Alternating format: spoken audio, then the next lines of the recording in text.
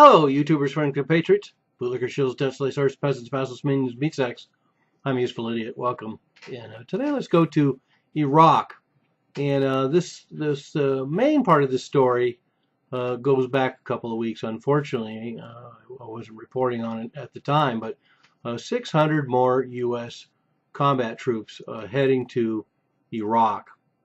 And that brings the official total somewhere around 5,000, a little over 5,000. And I've reported on this before, about a month or so ago, of even that, another couple hundred, 300, 400, 500, 600 there were also added. And this is right now ostensibly for a build-up for the assault on Mosul. But as we've seen, if you look back over the last year or two, we've had this build-up to supposedly around 5,000 U.S. troops in Iraq going on this whole time. And one, can ask the question, well, why didn't we just put in 5,000 right at the beginning and get on board here? But certainly the sticker shock is a little easier to take when you do it in these increments. Plus, it's been stretched out over time, and so apparently they are being applied where they are needed. But one of the interesting things is talking about not having boots on the ground, but having these troops, and then saying they're not in combat, and of course then finding out they are in combat. But there's a couple of methodologies that are used that really disguise how many U.S. troops there actually are in Iraq.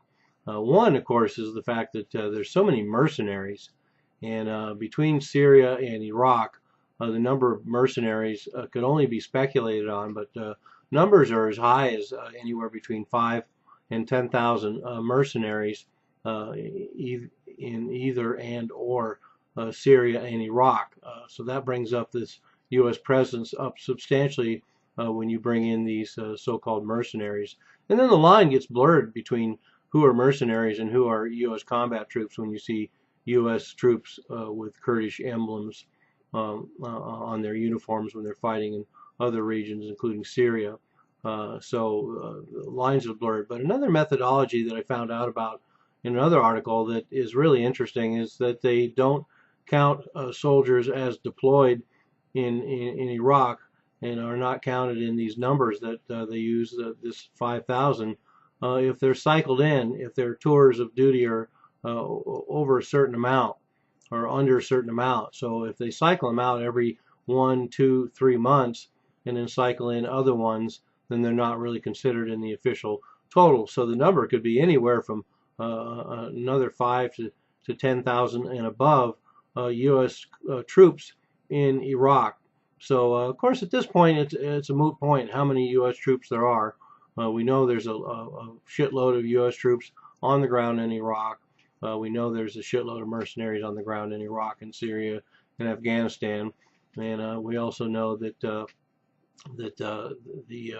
presence of U.S. troops is in combat zones as well as in support positions, and we'll probably see further increases as this goes on.